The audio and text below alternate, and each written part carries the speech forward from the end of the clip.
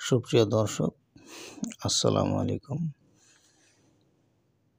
আলহামদুলিল্লাহি ওয়াহদা, আসসালাতু ওয়াসসালামু আলা নাবিয়্যা ওয়াদ, আম্মা বাদ। সকল প্রশংসা সর্বশক্তিমান আল্লাহ সুবহানাহু ওয়া তাআলার জন্য, যিনি আমাদেরকে দয়া করে মায়া করে অত্যন্ত সুন্দর করে বানিয়ে এই দুনিয়াতে প্রেরণ করেছেন শুধুমাত্র তারই ইবাদতের জন্য। তাই একবার বলি আলহামদুলিল্লাহ। দুরূদ ও সালাম বর্ষিত হোক অগণিত নবী রাসূলগণের প্রতি ও আমাদের প্রিয় নবী হযরত মুহাম্মদ সাল্লাল্লাহু আলাইহি ওয়াসাল্লামের প্রতি। ওমা তৌফিক ইল্লা বিল্লাহ। সুপ্রিয় দর্শক ও আমার ফ্রেন্ড সার্কেল ও আমার রোগী মহোদয়গণ, কাছে এবং দূরে, দেশে এবং প্রবাসে, বিশ্বের যে কোনো প্রান্ত থেকে আমার এই ভিডিওটি দেখছেন অথবা পরবর্তীতে দেখবেন, আপনাদের সবাইকে জানাই আন্তরিক শুভেচ্ছা ও অভিনন্দন। রিয়াজ হার্বাল চিকিৎসা ও বিক্রয় কেন্দ্র, এটি একটি অত্যাধুনিক ইউনানি, আয়ুর্বেদিক এবং হার্বাল চিকিৎসা প্রতিষ্ঠান। এখানে চিকিৎসক হিসেবে নিয়োজিত আছি আমি, হাকিম মোহাম্মদ রিয়াজুল ইসলাম। দীর্ঘদিন যাবৎ আপনাদের মাঝে চিকিৎসা পেশায় আল্লাহ পাক টিকিয়ে রেখেছেন, তাই একবার বলি আলহামদুলিল্লাহ। বিভিন্ন সময় বিভিন্ন প্রকার রোগ বিষয়ক, চিকিৎসা বিষয়ক এবং স্বাস্থ্য বিষয়ক ইউটিউব চ্যানেল ভিত্তিক ভিডিও বার্তা, বিভিন্ন প্রকার রোগ ব্যাধি সম্পর্কে এবং গাছগাছরা, লতাপাতা, ফলমূল, শিকড় বাকড় সম্পর্কে আলোচনা করে থাকি। আজকেও তার ব্যতিক্রম নয়। আজকে আমি আপনাদের মাঝে সন্ধি বেদনা বা জয়েন্টের ব্যথা সম্পর্কে আলোচনা করব। এটি মূলত একটি কষ্টসাধ্য একটি রোগ। এর পরিচিতি সম্পর্কে আপনাদের ধারণা দেওয়ার চেষ্টা করব। মূলত মানবদেহের বিভিন্ন প্রকার জয়েন্ট, যেমন হাতের আঙুল, কনুই অথবা কবজি অথবা পায়ের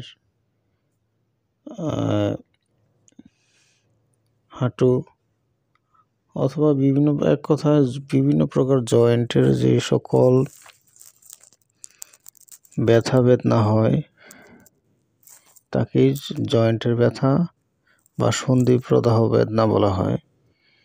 এটি মূলত শীতকালে বাড়ে। অনেকের এই ব্যথার কারণে শরীরে জ্বর একটা ভাব থাকে। তাছাড়া অনেক রোগীর পায়খানা কষাও থাকে। আর বিশেষ করে আক্রান্ত স্থানটি অনেক সময় ফুলে যেতে পারে, খিল ধরে যেতে পারে বা শক্ত হয়ে যেতে পারে এবং অত্যাধিক কষ্টসাধ্য একটি রোগ। রোগী অনেক সময় না হাঁটতে পারে, না চলাফেরা করতে পারে।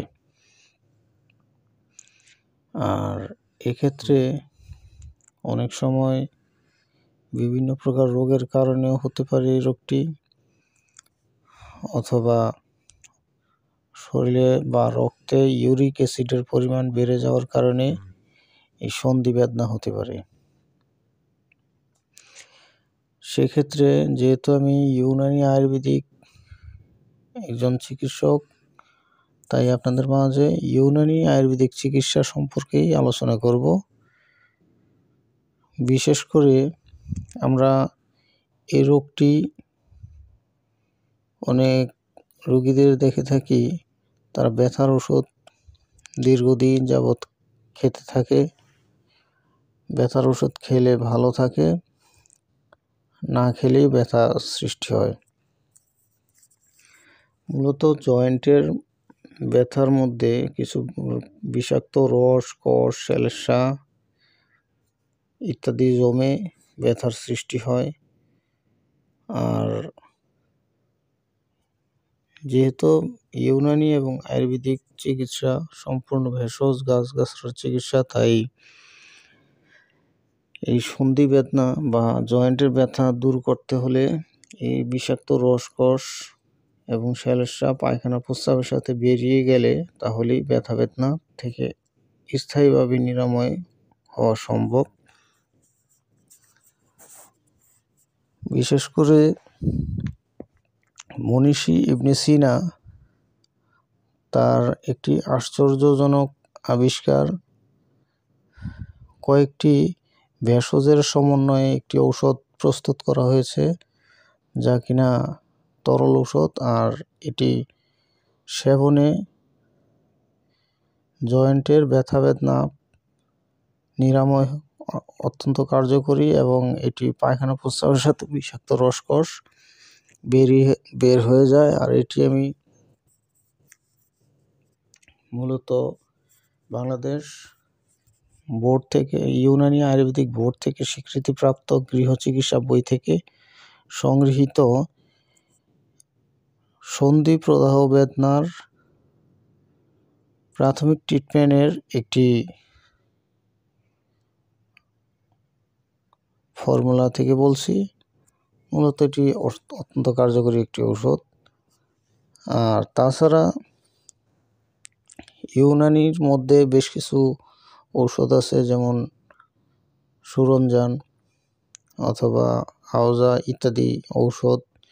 এগুলোতে পায়খানা প্রস্রাবের সাথে বিষাক্ত রস সন্ধি বেদনা যারা ভুগে থাকেন তারা যদি অতি প্রয়োজন হয়ে যায় আমার চেম্বারে চলে আসবেন। ভুলতাগাউসিয়া, রূপগঞ্জ, নারায়ণগঞ্জ অবস্থিত। আমার ভিডিওটি লম্বা হয়ে যাচ্ছে, তাই এখানেই সমাপ্ত করছি। আল্লাহ হাফেজ।